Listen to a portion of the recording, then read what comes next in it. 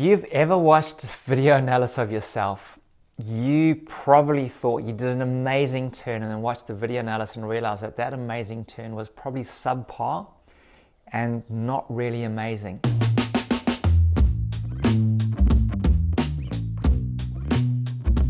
It's interesting that surfers can be broken down into three lines. The beginner, who surfs flat at the bottom of the wave. The intermediate, who surfs mid-face, going left and right, racing to the shoulder and coming back. And then the advanced surfer, who goes top to bottom, tapping into the wave's energy, speed, and power. Now, those three lines that you take are determined by how your body reacts to stress.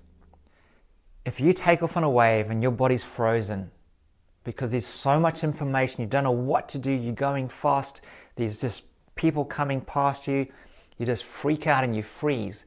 Your board's going to slide down to the bottom of the wave and you're going to take a beginner's line. An intermediate surfer, when they take off on a wave, they always go fast. Even their board selection, they're going to get the puddle jumper that's really wide, thick, 4 fins, and it's just got acceleration, it's got speed, because they were told with speed you can do anything. There's another saying, speed kills. If you go too fast, you can't turn. The other thing, if you're racing out past onto the shoulder where you feel comfortable and then trying to do a turn where the wave's flatter, you're never going to be able to turn. You got to change your line. You got to go off the bottom and you got to go off the top. And you got to take the advanced line, because when you go off the bottom, you tap into the power of the wave. When you come off the top, you can access the speed in the wave. And when you do that, your surfing's going to flow. And when you do that, your surfing's going to look effortless.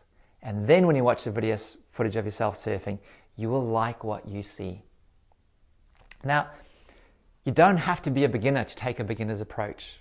That freeze can happen many times. So the first time I ever got into a barrel, I was surfing in Ballito. I must have been about 16 years old. I'd seen magazines and I've seen POV from inside of a magazine, but until that day when I bottom turned, lined it up and the wave came over me, I was like, oh my gosh, I'm in a barrel. I didn't know what to do. I literally just had to stand there and enjoy the moment, but I thought so many thoughts within that split second. I went freeze, then I went, I got to get out of here. And I went flight mode and I jumped off the board, came up the back and the barrel just ran off perfectly and spat. And I could have got the best barrel of my life. I kicked myself for reacting that way. I didn't know why I reacted that way. But it's basically my body trying to protect me when I'm under threat. Now, if I had have relaxed and gone, hey, I'm not under threat. What do I want to do? I want to pick my line. And chosen the right line, I would have made that barrel. If you want to level up and change your surfing, change the line. If you're a beginner, you want to go intermediate, learn to surf the middle. If you're an intermediate, you want to go advanced, learn to go top to bottom. To change the line, you got to get out of one of the 3 F's. You got to go from freeze to flight to fight.